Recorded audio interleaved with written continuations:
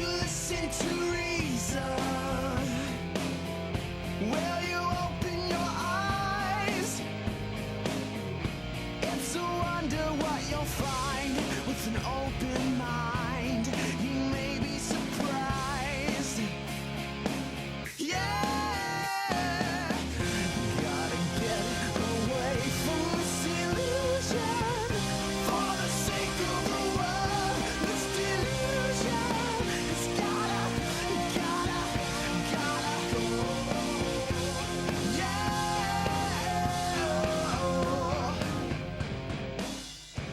Hey everybody, we're live. Happy New Year. It's January 6, 2013. I'm Matt Dillahunty. Joining me this week, Tracy Harris. Hello. Yay. And I've been sick for 2 days, so I apologize if I sound all clogged up and stuff, but I've got lots of Sudafed to kind of hop me up for the rest of the show. This is a live call-in television program out of Austin, Texas. And before we start taking calls, how are you and what have you got going on? I'm doing well, and I have, we mentioned Trolling with Logic. Mm-hmm. So I'll be on Trolling with Logic this month. And the only thing I really had to talk about was, it's something that we get a lot. It's an argument that we get a lot, and I don't even know what to call it. I'm sure it's a variant on a couple of different arguments put together, but it's basically what I'm calling the argument from agreement, or the argument from this makes sense to me and I got it to make sense to someone else and therefore it must be true. Consensus or? Yeah, it's almost like an argument from popularity that's sort of after the fact. If I can get enough people to agree with me and make it popular, then I'll know that it's true. And so what happens is somebody will argue with you using some sort of an argument which will ultimately never in any way have any mode of validation, verification, confirmation. So they're putting forward something and saying, I think this makes sense, and arguing it with you, like almost trying to convince you to agree that it makes sense, and yet ultimately there will never be any way to determine a truth value for it. So you just kind of wonder, where is this going? And ultimately it's like, don't argue with me, don't try to make me agree with you that this makes sense.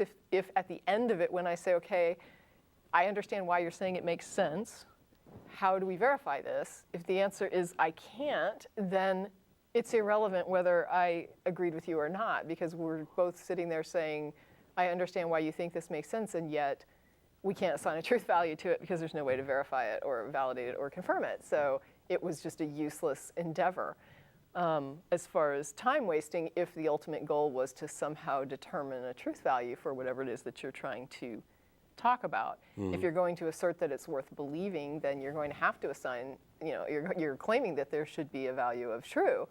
And yet, without any means of confirmation, validation, verification, you're just sort of left with, it makes sense, but I don't know if it's true or not, because there are some things that make sense which do align with what can be demonstrated in objective reality without a subjective bias. And there are some things that actually seem to make sense, and then when you test them, people are surprised that the outcomes are not what they expected.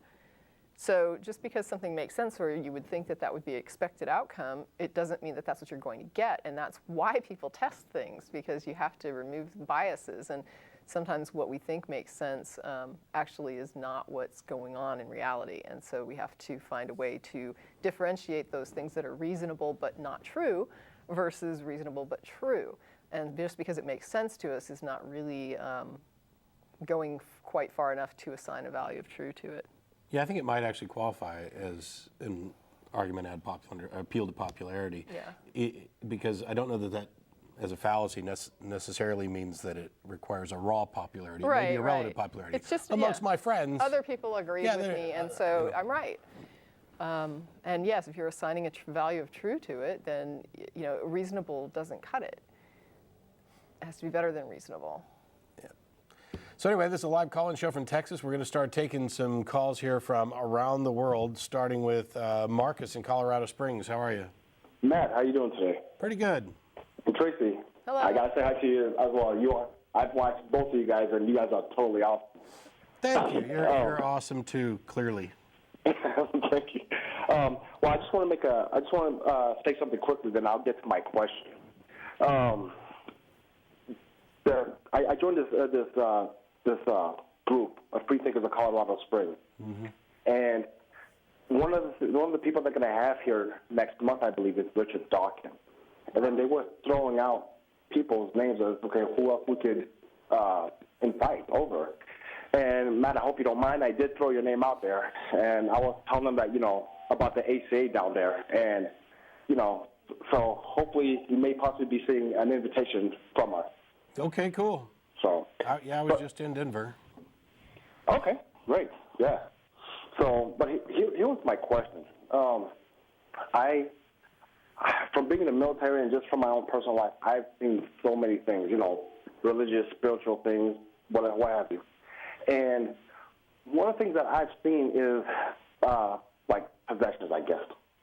Spiritual people possessed by other spirits. And I had an argument with my cousin on Facebook the other day because he was saying, oh, well, that's true, though. Don't you believe in that stuff? And what I pretty much told him is, well, all I saw was people's voices that were different, and I've never seen any miracles perform in front of me. All I saw was words thrown out at us. So myself, there's still no evidence, as far as I'm concerned, that it was true. And I guess I just want to get your take as to what do you guys think about stuff like that?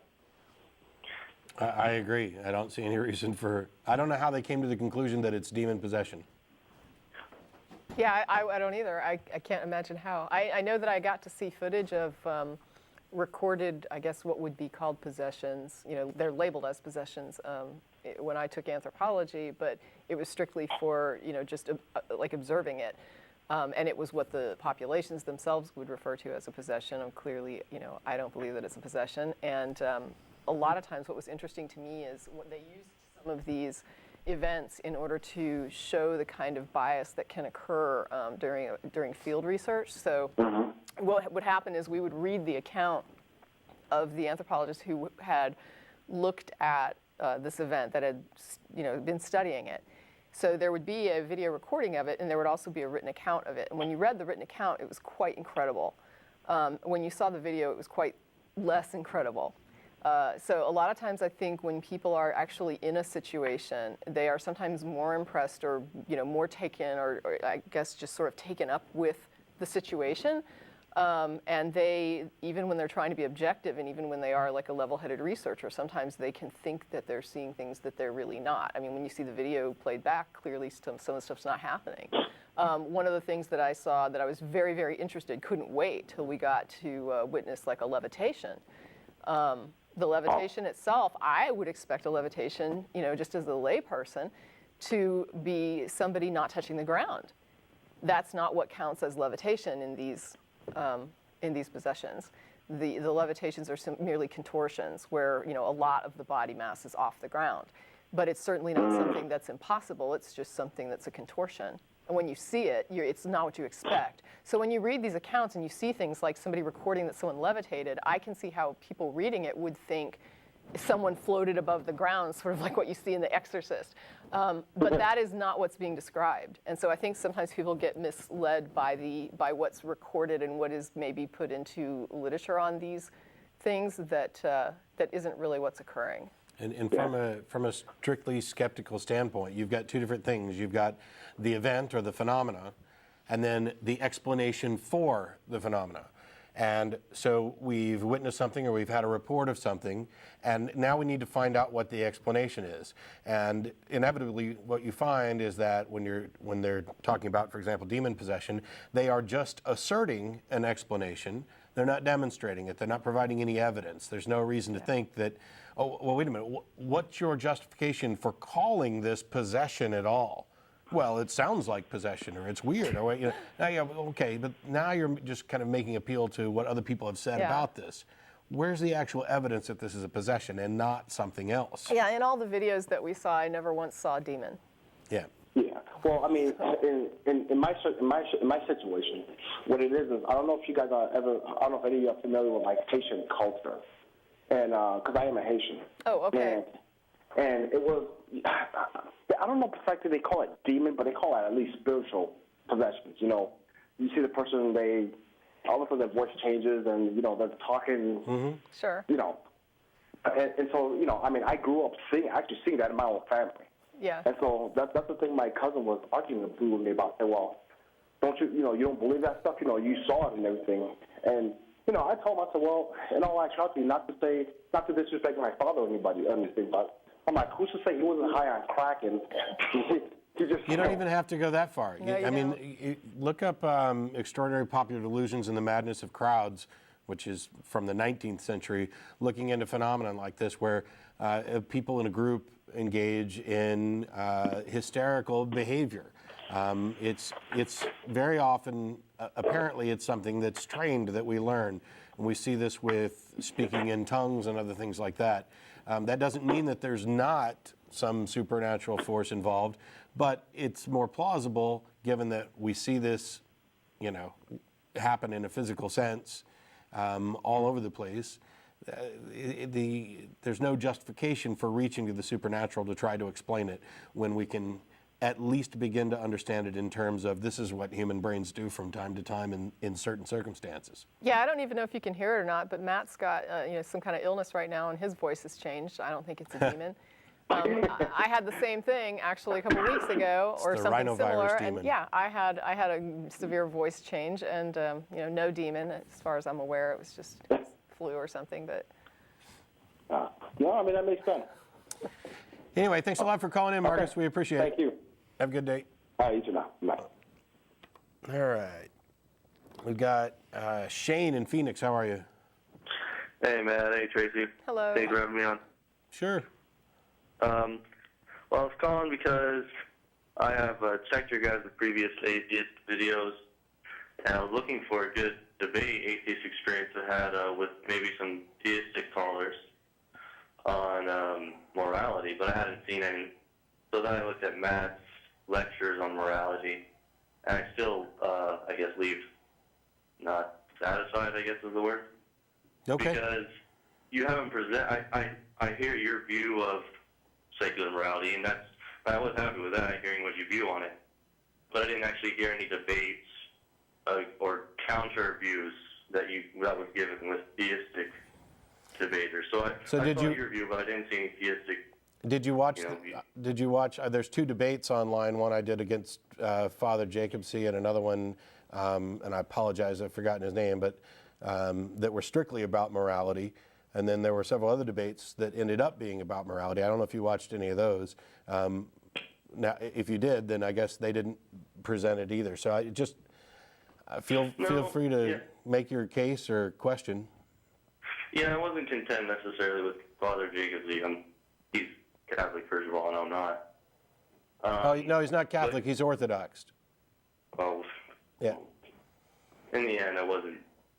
He went a different direction with the argument that I'm, apologetically that I didn't want to go. But Yeah, he agreed with me. He agreed with me for the entire debate, and then started talking about Nazis and porn at the end. Yeah, and that was pathetic. But needless to say. But anyways, if you don't mind, I'd like to present my case and then see if you guys wouldn't mind engaging it. Sure, but let me say this to start with. Depending on how you present it, we're probably going to interrupt you, and I'm not doing that to be rude. It's because in these things, we need to kind of get clarity and definition and agreement.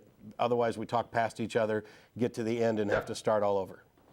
Yeah, I will define my terms clearly and set up fences as we go through. That way, there's no confusion.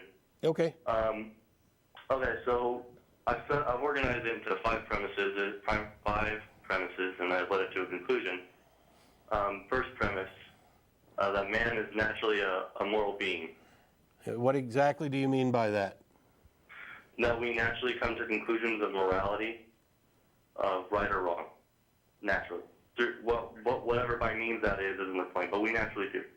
Okay, so if that's, for clarity, when you're saying man reaches moral conclusions naturally, are you saying that we all reach the same moral conclusions? No. Okay. So, and by saying naturally, haven't you destroyed your entire argument now? Because you've just asserted that there's a natural cause for this?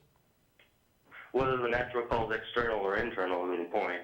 The point is that man, in life, learns right or wrong. Yes.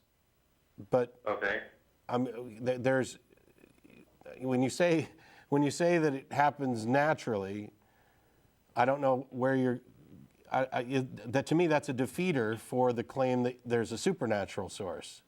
I'm not claiming supernatural here. Okay. I'm just saying man comes to conclusion. So if you want me to get rid of the word naturally, that's perfectly fine. It doesn't. No, I'm If just. that word makes you uncomfortable, Helping then you. we can get rid of natural. I was under the impression that you were going to argue for the necessity of a God with regard to morality. Uh-huh. Well, that's supernatural. And so if you begin with man comes by moral evaluations naturally, then you've already eliminated your conclusion at the outset. No. I don't see Okay. where you're getting at. That because I say that man comes to the conclusion of morality, whether naturally or supernaturally, is one way or another. The point is that man comes to morality. Okay. Regardless. Sure. Humans can reach moral evaluations of actions. Yeah. Cool. Okay. So can I move to the next premise? Sure. The next premise. Okay. We get our moral code or a morality from something or somewhere. In what sense? Whether other people or concepts or whatever.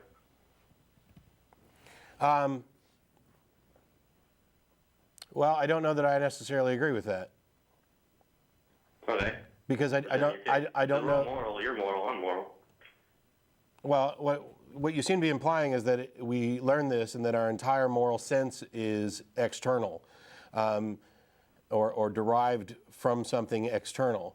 And while I agree that we do learn things and that's the bulk of it, it's entirely possible that we may have an innate sense of fairness, for example, that we don't actually learn.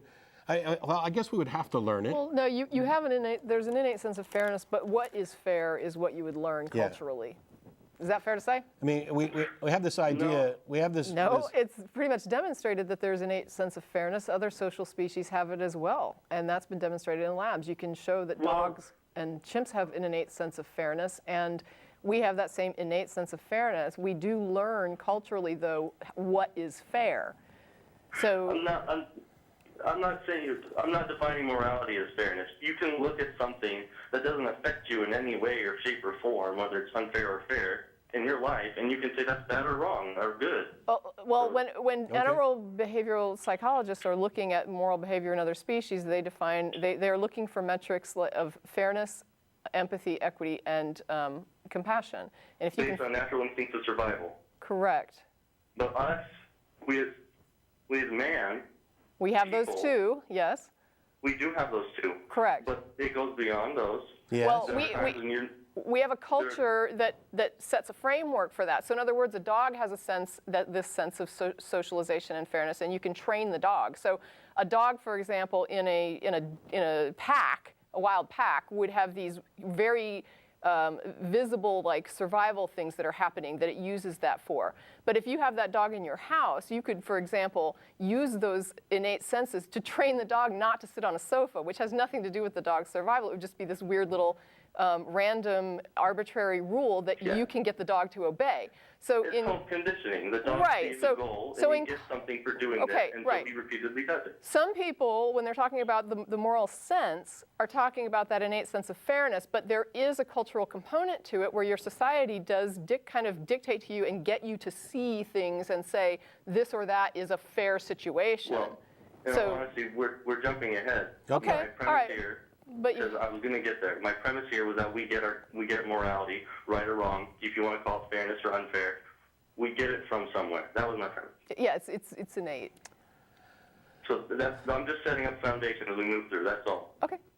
Okay, I'm still not super keen on this, but we can keep going. I think that the biggest problem I have is that there's some slop in the language, this implication that we get it from somewhere, as if there's some kind of code delivered to us, rather than this is the natural process of understanding actions and consequences. Well, if you want to argue that we get it externally and it's not some natural code built into our gene, then you have to prove that. But from scientifically observation, we can only prove that we get it right from external means, other people, unfairness and fairness. But that's all I'm trying to do.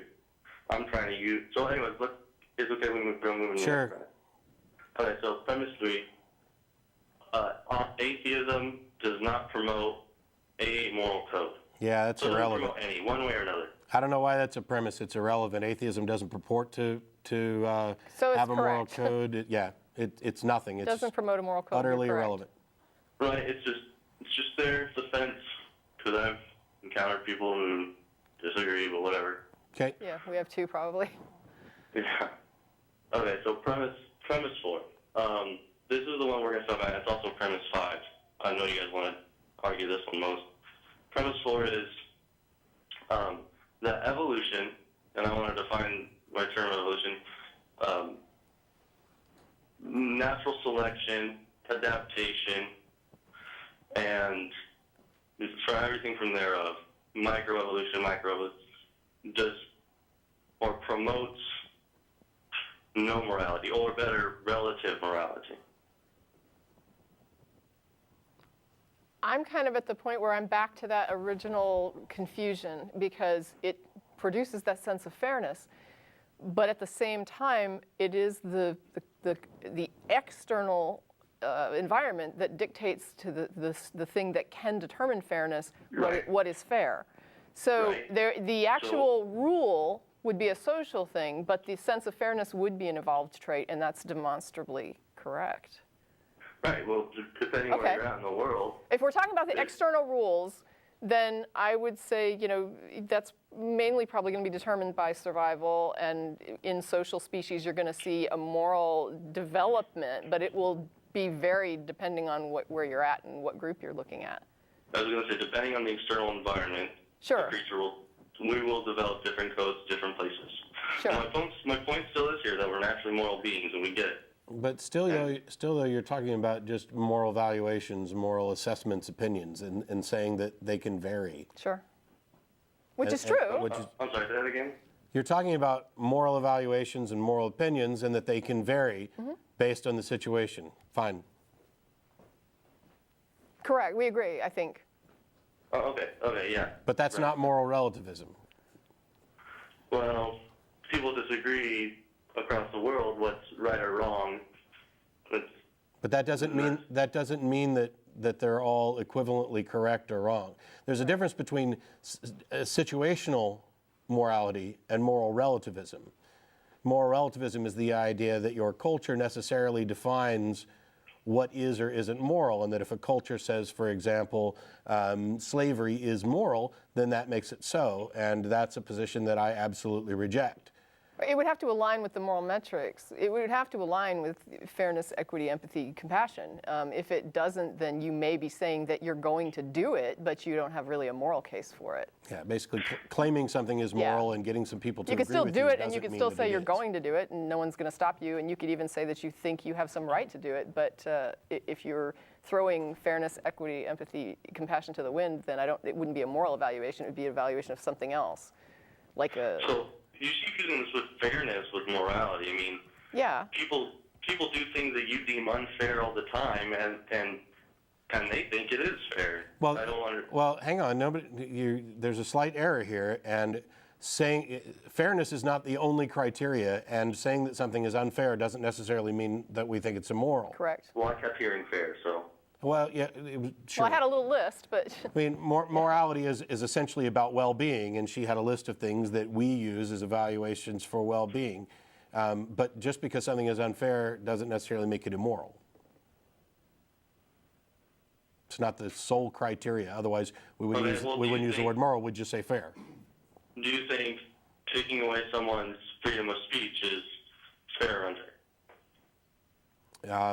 I don't think that's enough information to reach a conclusion Yeah, I don't either. about whether it's fair or whether it's moral. Well, no, so you don't think telling someone that they can't do something is wrong or right? All right, well, when you say taking away somebody's, let's say, free speech right, what do you mean? Freedom of speech, man. The amendment. Saying whatever you want. Okay, well, I can't, for example, say to Matt, I'm going to go home now and get my Glock and come back and shoot you in the head. If I do, I'll be arrested. So society will put a hammer down on that free speech. I don't have the freedom to speak that. And I would say that the state has a vested interest in putting the hammer down on people that threaten physical violence openly in public. And so when you're talking about, I mean, I'm still speaking and they're stopping me, basically saying, if you speak that, we will strip you of your freedoms. We'll take you and put you in a cage, or, you know, put you before a judge or whatever. So in that mode, I think I would support them telling me that I can't go around threatening people in that way. And additionally, I'm a huge proponent of free speech, but free speech, First Amendment, by the way, doesn't mean that you get to say whatever you want, whenever you want, whenever. For example, you don't have free speech rights in my house or on my Facebook page. I have absolute control over who gets to say what, because those are domains that I control. This is about what you can say in the public spectrum. And there's a difference between public and private.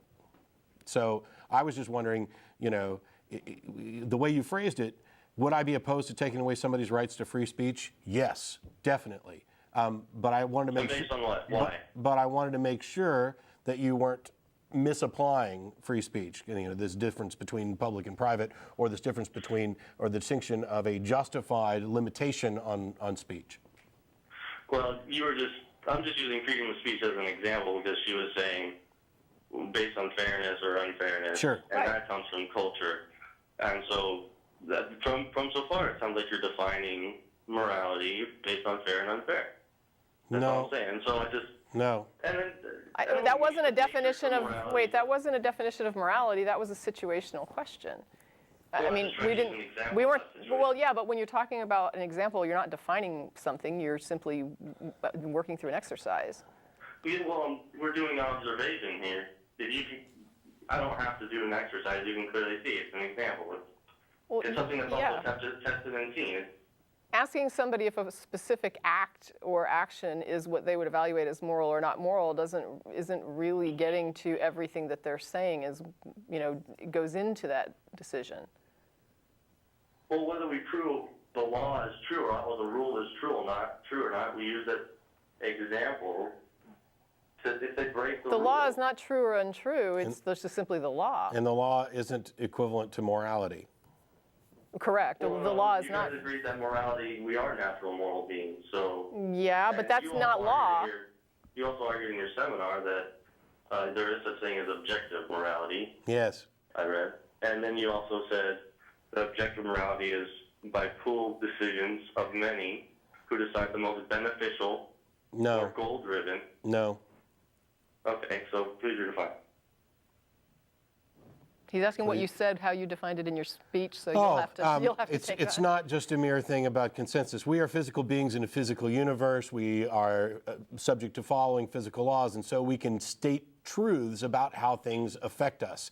And if morality is about well-being, and it is, if it's not, then, you know, why are we using the word or talking about anything? There are certain baseline things. Life is generally preferable to death. I mean, that's not even up for debate.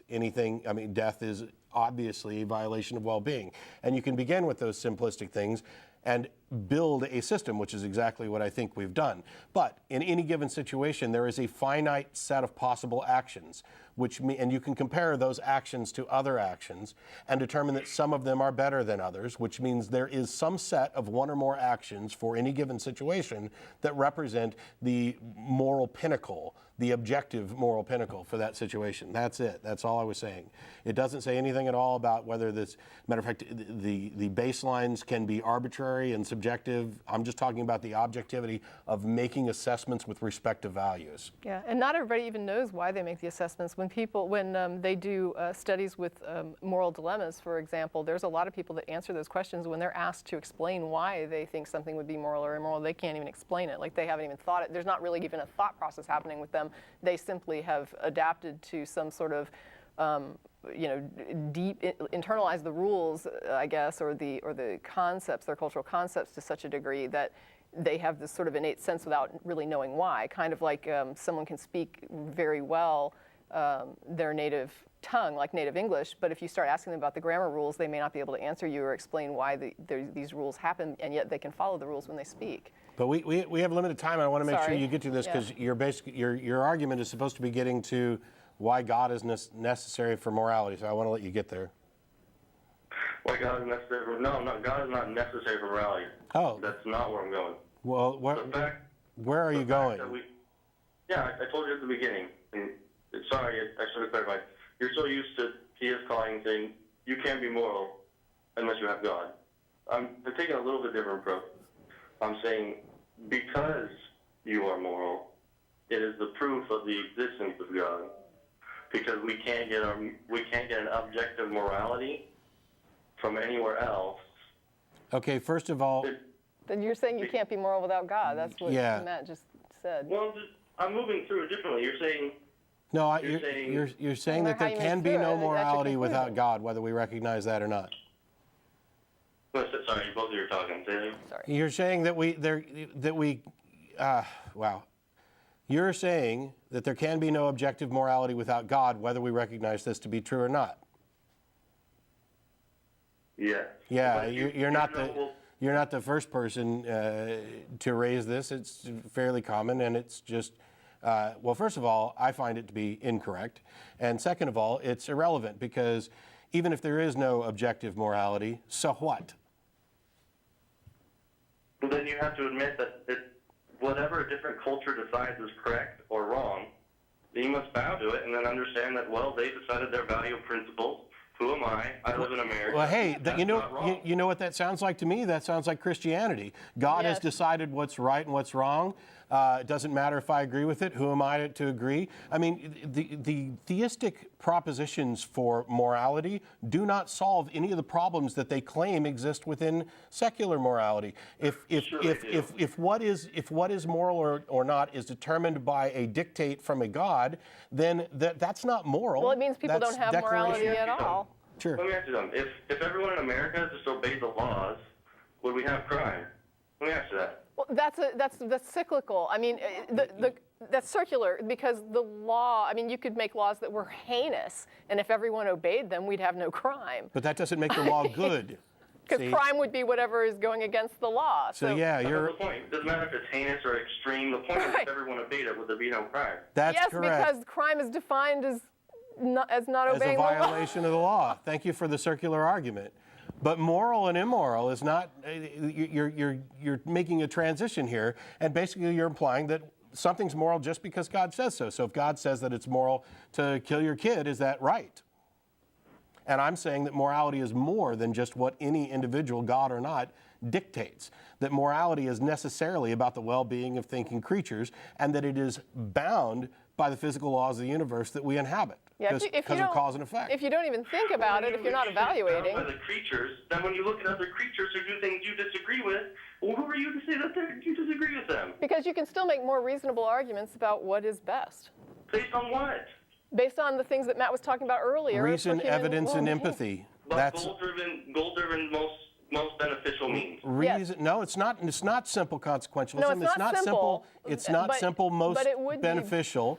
It's about reason, evidence, and empathy. It's about analyzing the consequences of actions with respect to goals, but also we can. I don't know why this is so difficult. We can evaluate whether or not something is better or worse than another action. We do it all the time, and the fact that we don't necessarily have one absolute best action doesn't mean that there isn't one, and doesn't mean that all answers are equivalent. And so even if there was no final objective standard, even though I think that's true within the bounds of situational ethics, that doesn't mean that all answers are equivalent. The culture that says that it's okay to mutilate the genitals of their daughters are just wrong. They don't just become right just because they say so. They're wrong because what they're doing is demonstrably harmful. It violates the principles of well-being. That is what morality is. It's not based upon consequences, but then you just got done saying, man, that it's based upon what's harmful and what they determine is. So doesn't that sound consequential to you? I said it's not simple consequentialism. I apologize if you're not familiar with the terminology, but there is a philosophical concept within morality that is consequentialism. Where the reason I say it's not simple consequentialism is that consequentialism holds that it's the consequences that matter. Well, right. And I hold that there's more than that. And I guess what I'm thinking in terms of is, for example, if someone says, I think it's better for me, that it's more healthy for me to drink Clorox every day, that I can demonstrate to them that's not correct. And if they said that they thought that it was best for their children best for their children's well-being to give them Clorox every day, I could show them that that's not correct. And whatever their reasoning would be for why that is a good idea, maybe they think it helps boost their immune system, I can show them, okay, you think you're doing a good thing here, but since we don't have evidence this is boosting their immune system and we have evidence it's hurting them, then you should bow to the reasonable argument that this is not best for your children. There's no demonstrated reason to think that there is, and so you need to drop that. Okay, so let's bring it down practically then, to a practical level. In America, it's deemed and studied and tested that drug use is unhealthy and it should be banned. I'm on drugs right now and it's making me healthy. Principle. I'm on drugs right now and it's making me healthy. Might want to clarify that. Wait, what?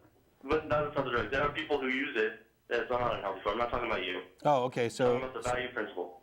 Drugs can harm people in some situations, correct? yep. And you know what? But that's not all. For example, weed and alcohol. I mean, they can both harm people for sure, but that doesn't mean that they always harm people or that they're always harmful. And the other thing is some of these drugs have a benefit. Well, but there's a cost-benefit ratio to everything you do. In other words, when I get in my car to get on the road, I take a risk of dying in a car accident, right? That's my risk that I take when I get in the car. It's dangerous to drive on the roads. You can die. And yet I get in the car and I drive, but I wouldn't say that there's a benefit to getting in my car and taking it somewhere. Because there's no benefit to getting drunk except enjoyment. That's a benefit. It's a great culture and people in general, and yet we allow it. And yet Wait a minute, what are you talking about? There are cultures all over the planet that brew beer, drink beer, sit around, tell stories, and get a little buzz on and hang out all night at a campfire. Do you like music at all? Okay, so it's more important to be social than it is to be healthy? I'm not talking about... No, stop. Please stop doing that. Please stop going to this is more important just because we say something. It's like a minute ago you said, well, that doesn't make drinking good. Well, when I point out these things, I'm not making an evaluation because, first of all, I understand that you need to address the entire situation, that making these simplistic blanket statements, like the ones religions like to make, aren't very productive. So when we talk about things, we need more information before we can make a determination. To say that drugs are bad, I mean, that's just stupid. You've divorced yourself from any conversation on the subject if that's as simplistic as you want to actually address it. Because, do you like rock and roll music? No, I don't like rock and roll. Okay. I don't know what to say to you then, because there's quite a lot of good music that came from drug use. There just is. And also, but it's relevant in the sense that people derived pleasure from it, right. And that doesn't mean that their pleasure necessarily overrides all these other factors. You have to do, as Tracy was pointing out, a cost-benefit analysis and figure out, is this predominantly good? Is it predominantly bad? Is it neutral? Is it undecided? Which is a valid position. Weigh it. Do the negatives or the positives outweigh the negatives? That's what you're saying. No, it's not. Well, first of all, it's not just about that simple thing in determining because you've got agency. What if someone walks up to me and says, because positive always, that's what it sounds like. Someone walks up and says, hey, look, I will give $100 million to this scientific organization to help cure AIDS and this is practical, okay? That's what really matters. I mean, we talk philosophy, but you got to bring it practical. For $100 million to help cure AIDS, if you go to this country that's in the middle of nowhere and you kill this guy, $100 million, don't give it to help cure AIDS. Yeah, So you're putting forward a moral dilemma, and there are a billion of these. And the fact is, some people will do this and say that this is what they would do, and there's some people that do this and they say this, I wouldn't do it, it would be immoral. We already agreed early on that different people come to different conclusions with moral evaluations. So this isn't something to... relativity. It's not relativity. I'm sorry, but you don't understand, because what we're saying here is that we may not be able to tell at this moment which answer is in fact morally correct, but that doesn't mean that there isn't a morally correct answer. And it doesn't mean that just because we don't know the best moral position, that we cannot determine which ones are worse. Right, and I would add that if you're simply going through a list of dictates and saying, I just do what I'm dictated to do by this dictator, then you're not even exercising a morality. Yeah. That's a system where morality doesn't even exist. Yeah, it's not moral. Matt, by saying you don't know, and then right after telling people that this is the moral code that we should uphold, you're being contradicting. Because that's First of all, I didn't say that I didn't know, and then immediately. Would you stop and let me finish? First of all, I didn't say I don't know, and then immediately state that there's a moral code that we should be living by. Okay. So why did you just say that I did? You guys come to conclusion. Why did you just say that I said that when I didn't? Because a little while ago, you said we have these moral principles we abide by based upon the matrix of morality. There's negative to hell, positive to hell, and socialistic, and it can go. I don't recall mentioning hell. I don't either. And I certainly haven't mentioned moral code. And I was thinking moral principles. I don't think he's, depending on what you're calling together them. everything you guys are saying. Yeah, you're throwing pulling a lot of together reasons you guys bullshit come and to accusing me. conclusion. You're pulling together bullshit and accusing me of saying something. You portrayed this as if I said I don't know, and then immediately asserted that I did, and called me a hypocrite for doing it. When that's not what I did at all. No, you did say previously before I brought that up that we don't know what the best objective morality is, but we can keep discerning what it is. But until you find the best one, the reality is you don't know it. You admitted to that. We're going to keep looking. But until then, from what we do know, we'll find that one is the best one. Wait, No, what? first, no. First of all, I said I didn't know with regard to a particular situation. There's a number of situations that we don't know. That doesn't mean we don't know in every situation. And second of all, I'm going to give you one last chance to explain why you just accused me of saying something and called me a hypocrite when I did not.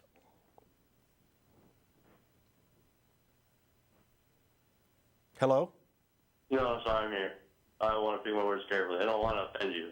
Well, it's not a matter of offense. It's a matter of we're trying to have a conversation here. And I know that perhaps that's what you thought you heard, but it's not what I said. I didn't say we don't know and then immediately say we have a moral code. As a matter of fact, I haven't advocated a moral code or a complete moral code in any sense. And so yet you're hearing this. I did hear you say we don't know what the best objective moral standard is. But I No. that To a particular question. What I and said so is that there was my are mistake. situations in which we may not know what the best answer is. That doesn't mean there aren't situations where we don't know, Where we do or know. where we do know. I'm talking about situational ethics, where for any given situation. By the way, all the situations are going to be different, but there are some that are similar enough that we can compare them and make these kind of intuitive. That's what we do, is we train our brain to act intuitively and make assessments, and we're not always right, but we're pretty good at it. You know, we're good enough at it that we've come up with general rules. We're pretty good enough. We're good enough at it that we can define murder, and we have enough of an understanding that we know that we, in the United States, for example, we have degrees of murder, and then we have other categories for where you've killed somebody that's not necessarily going to qualify murder. We've kind of distilled these things out because we recognize that the situation matters and intent also matters, and okay. Okay, so you're saying there's no possible. No, you're not saying. I'm not implying you're saying this. That's probably good. Yeah, I'm done doing that. But let's say there's a neutral situation. To us, me and you, we're looking at a situation of action and consequences that's neutral and doesn't matter. Okay. Two other men are looking at the same thing, and one of them decides that it's wrong, and then one of them decides it's good. Mm-hmm. Right? You're saying that, no, you're not. You're not saying that. Can there or can there not be a situation in this world like that? I don't know. Where there's something that happens that people disagree on what's the right thing to do, yes. Well, in that sense, yes. But I mean, if we're... But this is exactly what you would expect if morality comes from evolution. Yeah. I mean, you would expect that there's not going to be like a complete consensus on things. You would expect that there would be this general sense of fairness and that it's going to manifest differently within different cultures. What I wouldn't expect is that if a God on high is dictating rules, that what is the point of even having a capacity to evaluate things if I'm following a set of rules? And if that God tells me to do something and I don't evaluate it before I proceed with it, aren't I acting immorally? Shouldn't I be evaluating what I'm being told to do instead of just following a rule without question? Isn't it immoral People do to that all simply... the time, and then they commit the crime because they evaluated it and thought they were right. Doesn't make them right. I agree, but what Yes. I'm saying is that if you simply follow the rules of some dictator and you don't question it at all, aren't you being completely not moral? you're not being moral at all because you're not evaluating what you're being told. So you would still have to, even if it was a God telling you to do it, you would still have to make a personal judgment in order to be a moral agent to say this is correct. Religious You would ultimately have to filter it through your own morality. We're immoral unless we evaluate a moral decision. No, religious. We don't, we don't. If you don't utilize your moral judgment and you simply do what you're told to do, then you are not acting morally. You are not acting as a moral agent, and morality is not even involved there. You are simply trained. You're a robot. Because a person doesn't think or meditate on if it's right or wrong to go marry a 12-year-old girl in a different country. People think about it all the time. Huh? Sorry? What do you mean people don't think about that? There's debates about it. Morality, if they want to do it or don't want to do it based on, but on a moral point is what I'm saying. People argue the morality of that all the time. But because they don't, does it make them immoral because they're not gauging it?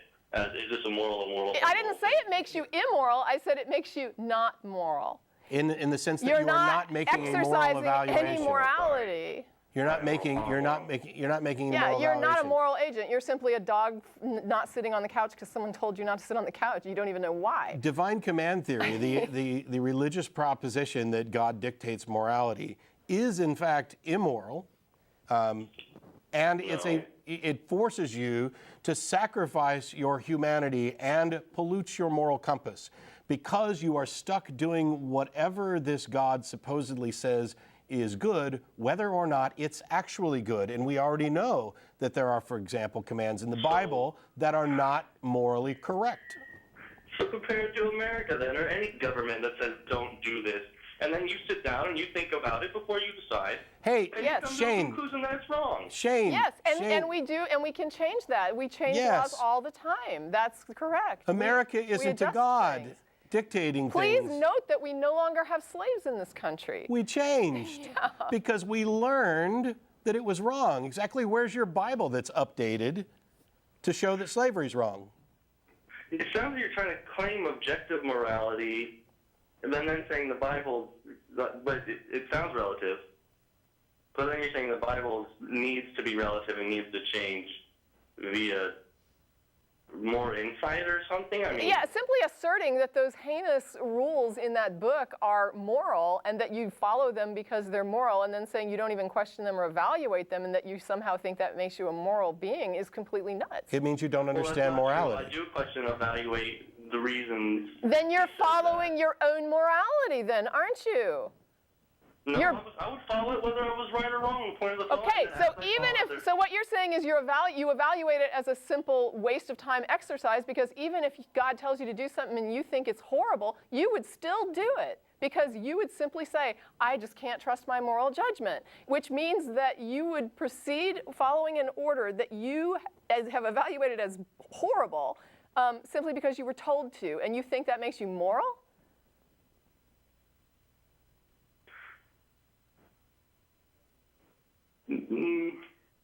Hold on. You think it's evil, but you're going to do it because somebody told you and you don't understand why they're telling you to do it, but you just trust it's good even though everything in your being says this is the wrong thing to do. And you're saying that's a moral action.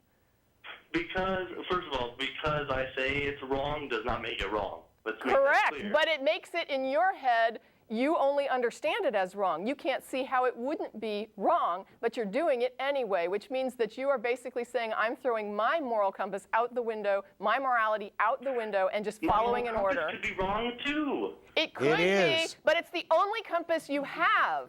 And what you're saying... True. What do you mean?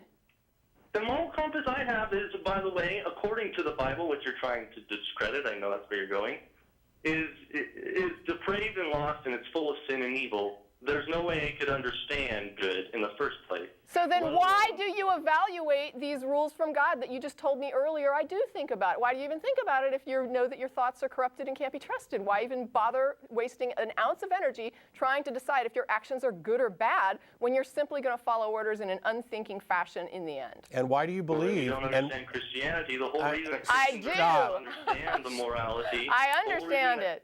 I understand that it's basically telling people to throw their morality out the freaking window and follow orders. And why do you believe? Wrong. And you're No, it's not wrong. saying that we're throwing morality out the window. You We're are. throwing morality. Wait. Did We're you not say it's breaking because law. she was brought up wrong? I don't think that's what Yeah, he whatever said. Christianity she learned about isn't Christianity. The whole reason we can gauge.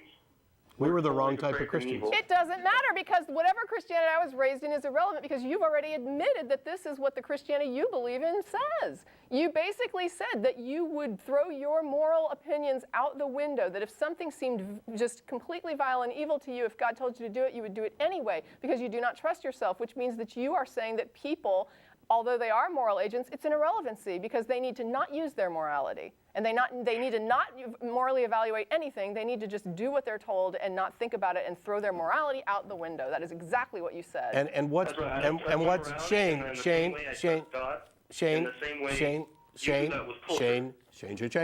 And what's particularly ironic about this is that you believe your moral compass is polluted because that's what your book that wants you to obey is telling you. Well, the other I can issue. see evil in this world. I don't have to. The listen to other the book to see issue. evil. Here's the other issue. No, though. no. Wait, I have a question. How did you That's come to the? correct. How did you come to the conclusion that your God is moral if you're not able to make a moral judgment? Restate that question. You think What do that you your mean? God is more moral than you, and if you can't trust your moral judgment, how do you know this God is moral? The same thing I said to Matt. I can see in this world that there's a lot of evil, and when you look at man, you just see bad things everywhere.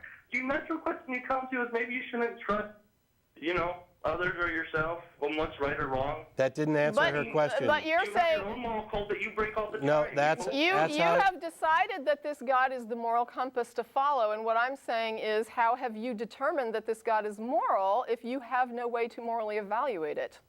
Hey, listen, I can tell you this. He's definitely more moral than us. Have you looked at How the- do you know? You have no trustworthy morality. So how can you make an evaluation that it's more moral than us? What are you talking about? You I can said make your the wrong decision. morality is corrupted and not trustworthy. And now you're saying this God is more moral than us, and I'm saying, how did you evaluate that since you have no trustworthy morality? When we do and say and think the same things that we say is good, that's also imprinted on the morality of God that's given to us. Then why do people all think different things are moral? And I keep. Because of corruption, because of depravity, because no one. Can agrees you because we're all evil. trust your moral judgment? I trust God's moral judgment. Okay, then you made a judgment that this God is moral, and I'm wondering if you don't trust your moral judgment, how did you make that judgment? That's not a moral. That's an intellectual judgment. And You're first of all, saying he's moral, so it is a moral judgment. How did you evaluate God as moral if your capacity to evaluate morality is not trustworthy? Okay, this is where it goes back before where I said you didn't understand Christianity. Shane. No. Shane. No, listen, you're not letting me finish. Shane, You you're want- damn right I'm not. Shane, Christianity is irrelevant to this. It wouldn't matter if you were a Buddhist, a Hindu, a Muslim, or whatever making this claim. You have asserted that Correct. you have a corrupt moral compass, and then you have also asserted that you have made a valid moral determination about another entity. Those two statements are in direct conflict. A complete and corrupt moral compass until the supernatural moral entity decides to fix it. How do you know it's and give it fixed? clear and foresight. How do you know it's fixed? It's Because I not. can- Well, it's not fixed because you've already said that if God tells you to do something, even if you felt like it was wrong, you would still do it. So you've already said previously that you still, even as a Christian, you don't trust your moral judgment. Because And I apologize, Shane, but go ahead. no, it's okay. You apologize for. Because we've almost completely run out of have a time. You've show. dominated the entire show to tell us how immoral you are. That's very funny. So you don't think you're immoral in any way? Let's put it down, please. You don't think you're immoral? I You absolutely, think there's evil? I absolutely think that I have done many things that are immoral. Immoral. So you admit that you're evil too. That's pretty much it. You admit by your own conscience. Well, I don't know that that's a necessary, accurate summation. The fact. Yes or no? You've done bad things that you've committed. This would be fun. Have I done bad things? Yes, I already said so. Okay, so by your own admission, you're a bad person. No, He's done good things. Does that make I've him done a good good things. person? Yeah, does that make me a good person? I mean, how many times do you have to do a bad thing to be a bad person? How many times I do you don't have to do know. a good thing to be a good person? You're the one coming up with this this kind of simplistic structure. So you tell me, how many bad things do I have to do versus how many good things in order for you to qualify me Well, as you know a good what or they bad say, person? screw one sheep, It sounds right? like you're dodging my question. No, well, You just asked me a question instead of answering mine, which was, you admitted you did a bad thing. hey, when did you stop beating your wife? Oh, you don't want you want to dodge that question? I'm pointing out that your question's stupid. It is ill-formed. It does not have enough information. The fact that, hey, have you ever done anything bad? Yes. Well, then that makes you a bad person.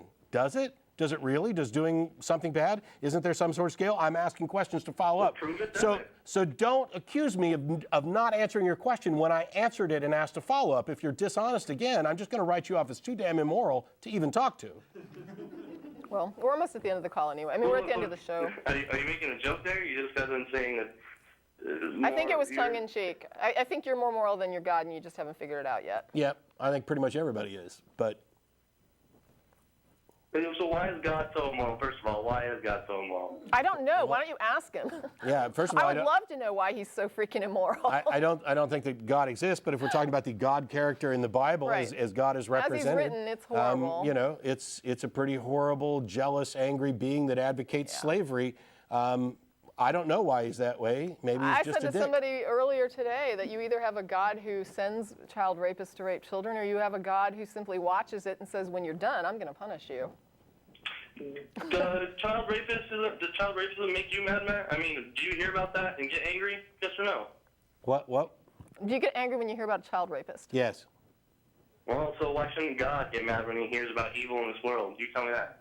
If there was a God and he heard about evil in this world, I think he should get Well, mad. here's the thing, though. What the hell's that got to do with anything? If I were in a situation where I could stop a child rapist, I would. That's the difference between me and your God. Yeah. But sorry, say that again.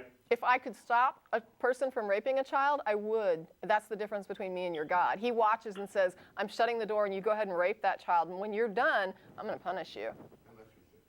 If I did that, people would think I was a freaking monster. Yep. First of all, you portray that little girl as someone who's innocent. She's just as evil Well, as I was you. thinking it was a little boy. Bye. So Goodbye. children deserve to get raped. There's Goodbye, you piece of shit. And I would like to just say that, well, let me just say, I was raised in a different Christianity, and I think it was a better one. Yeah. You know what? I was a better Christian than you when I was a Christian, and I still am. Yeah. Jethro in Houston, we only have like 30 seconds. I apologize. Sorry.